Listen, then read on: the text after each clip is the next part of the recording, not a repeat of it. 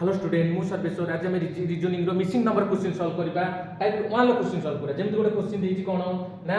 1 eighty केमि solve करछि जे eighty ए कोन करछि ना 1 रो स्क्वायर करछि एटी 1 रो स्क्वायर करले एटी कोन करछि ना 3 लो स्क्वायर करछि एटी कोन करछि ना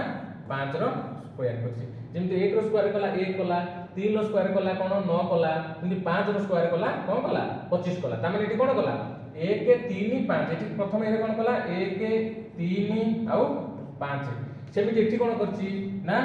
2 रो स्क्वायर करछि 2 रो स्क्वायर कोन करछि ना 4 एठी कोन करछि ना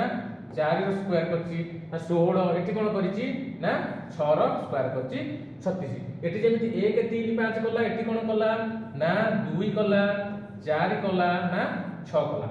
1 3 5 कला 2 4 6 कला एठी सेमिति कोन करछि 9 लगिछि 9 करछि आ कोन करछि ना 3 रो स्क्वायर कले केते हो ना 9 हो एठी कोन करछि 5 रो स्क्वायर करछि 25 हो तेणु 3 5 एठी कोन करथिला 2